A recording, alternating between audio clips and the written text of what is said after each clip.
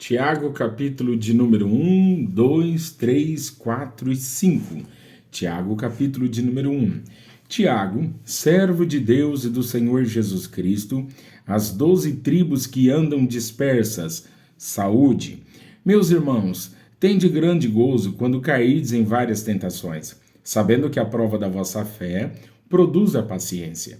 Tenha, porém, a paciência a sua obra perfeita, para que sejais perfeitos e completos, sem faltar em coisa alguma. E se algum de vós tem falta de sabedoria, peça a Deus, que a todos dá liberalmente, e não lance em rosto, e ser-lhe-á dada. Peça, porém, com fé, não duvidando, porque o que duvida é semelhante à onda do mar, que é levada pelo vento e lançada de uma para outra parte. Não pense tal homem que receberá do Senhor alguma coisa.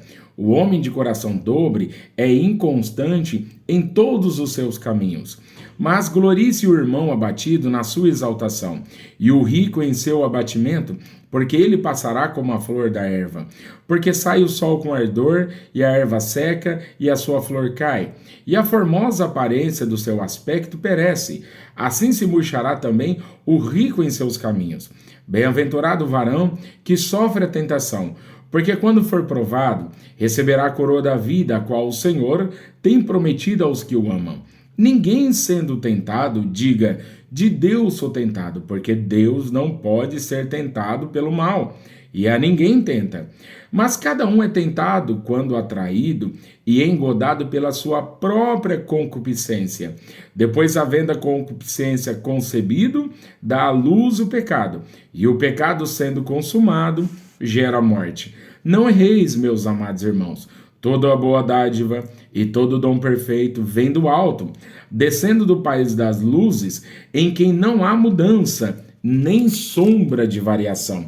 Segundo a sua vontade, ele nos gerou pela palavra da verdade, para que fôssemos como primícias das suas criaturas. Sabeis isto, meus amados irmãos, mas o homem seja pronto para ouvir, tardio para falar, tardio para se irar, porque a ira do homem não opera a justiça de Deus. Pelo que, rejeitando toda imundícia e acúmulo de malícia, recebei com mansidão a palavra em vós enxertada, a qual pôde salvar a vossa alma. E sede cumpridores da palavra, e não somente ouvintes, enganando-vos com falsos discursos. Porque se alguém é ouvinte da palavra e não cumpridor, é semelhante ao varão que contempla ao espelho seu rosto natural, porque se contempla a si mesmo, e foi-se, e logo se esqueceu de como era. Aquele, porém, que atenta bem para a lei perfeita da liberdade, e nisso persevera, não sendo ouvinte esquecido, mas fazedor da obra, este tal será bem-aventurado no seu feito. Se alguém entre vós cuida ser religioso e não refreia a sua língua, antes engana o seu coração. A religião desse é vã. A religião pura e imaculada para com Deus o Pai é esta: visitar os órfãos e as viúvas nas suas tribulações e guardar-se da corrupção do mundo. Meus irmãos, não tenhais a fé de nosso Senhor Jesus Cristo, Senhor da glória, em acepção de pessoas. Porque se no vosso ajuntamento entrar algum homem com anel de ouro no dedo, com vestes preciosas, e entrar também algum pobre com sórdida vestimenta, e atentardes para o que o traz a veste preciosa, e lhe disserdes, assenta-te tu aqui num lugar de honra, e disserdes ao pobre, tu fica aí em pé, ou assenta-te debaixo do meu estrado. Porventura não fizeste distinção dentre de vós mesmos, e não vos fizeste juízes de maus pensamentos? Ouve, meus amados irmãos, porventura não escolheu Deus aos pobres deste mundo para serem ricos na fé e herdeiros do reino que prometeu aos que o amam? Mas vós desonrastes o pobre. Porventura não vos oprimem os ricos e não vos arrastam aos tribunais? Porventura não blasfemam eles o bom nome que sobre vós foi invocado?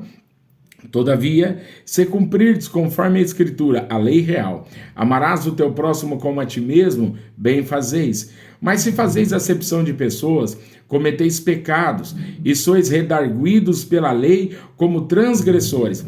Porque qualquer que guardar toda a lei e tropeçar em um só ponto, tornou-se culpado de todos. Porque aquele que disse, não cometerás adultério, também disse, não matarás.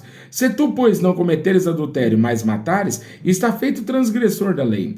Assim falai e assim procedei, como devendo ser julgados pela lei da liberdade, porque o juízo será sem misericórdia sobre aquele que não fez misericórdia, e a misericórdia triunfa sobre o juízo. Meus irmãos, que aproveita se alguém disser que tem fé e não tiver nas obras?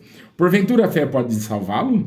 E se o irmão ou a irmã estiverem nus e tiverem falta de mantimento cotidiano, e algum de vós lhe disser, ide em paz, aquentai-vos e fartai-vos, e não lhe derdes as coisas necessárias para o corpo, que proveito virá daí?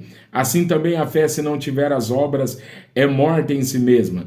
Mas dirá alguém, tu tens a fé, e eu tenho as obras. Mostra-me a tua fé sem as suas obras, e eu te mostrarei a minha fé pelas minhas obras.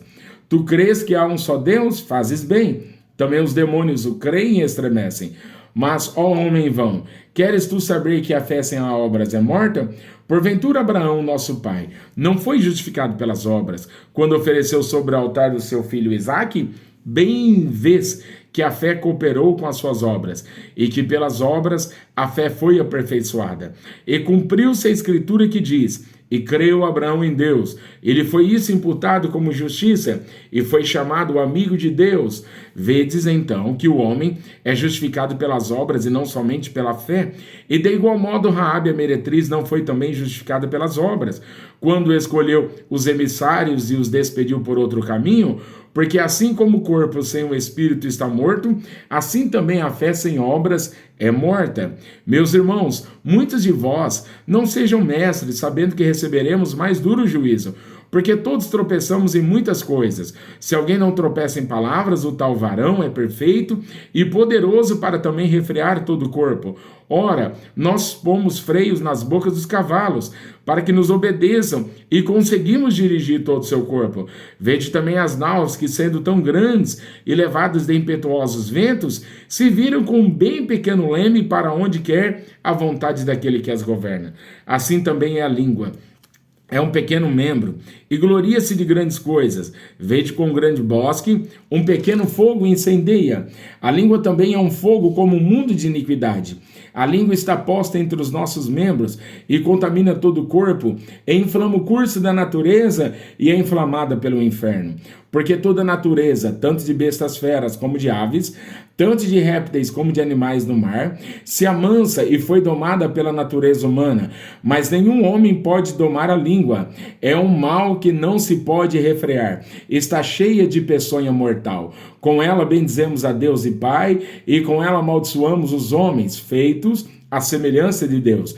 De uma mesma boca procede bênção e maldição. Meus irmãos, não convém que isto se faça assim.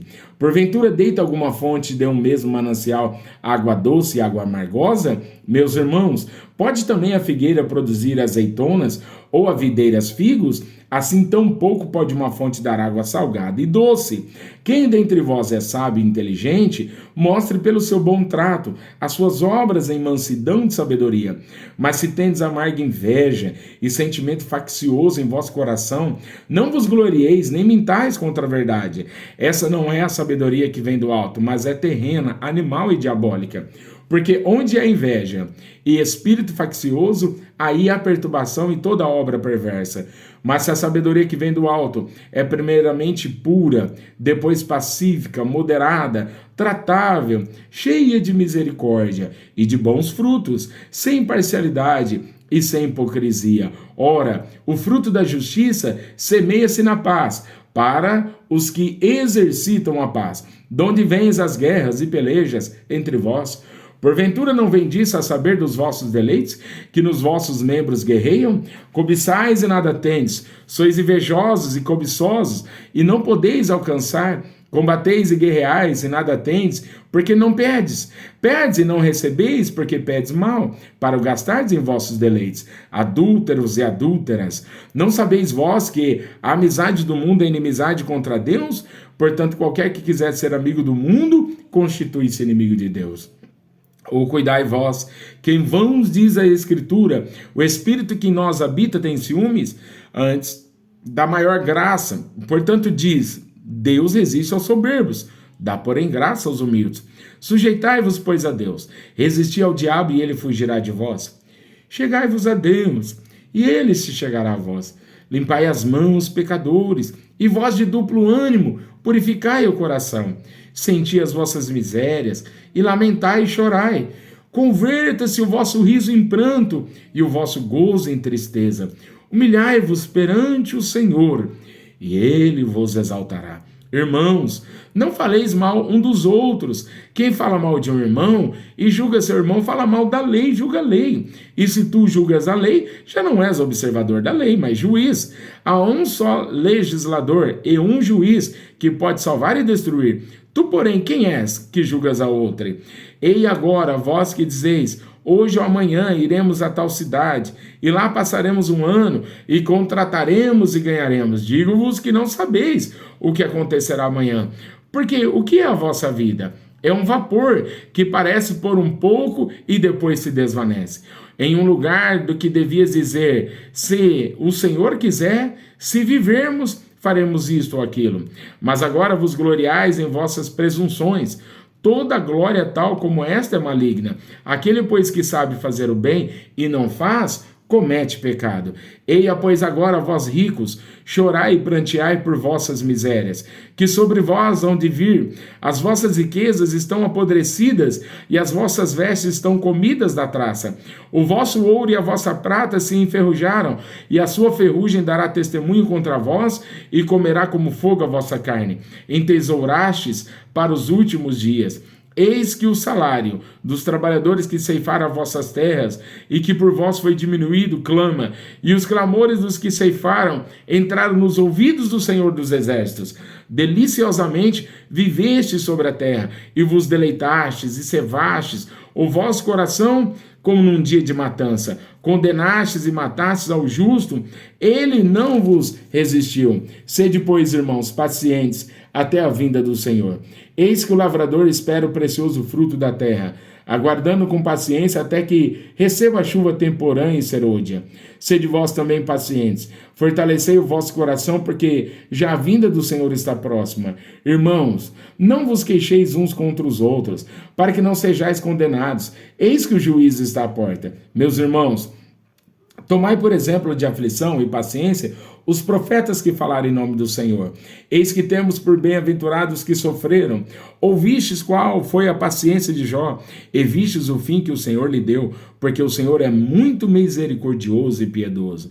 Mas, sobretudo, meus irmãos, não jureis nem pelo céu nem pela terra, nem façais qualquer outro juramento, mas que a vossa palavra seja sim, sim, e não, não, para que não caiais em condenação. Está alguém entre vós aflito? Ore. Está alguém contente? Cante louvores. Está alguém entre vós doente? Chame os presbíteros da igreja e orem sobre ele, ungindo com azeite em nome do Senhor. E a oração da fé salvará o doente, e o Senhor o levantará. E se houver cometido pecados, ser-lhe-ão perdoados. Confessai as vossas culpas uns aos outros, e orai uns pelos outros para que sareis. E a oração feita por um justo pode muito em seus efeitos. Elias era um homem sujeito às mesmas paixões que nós, e orando pediu que não chovesse, e por 3 anos e 6 meses não choveu sobre a terra.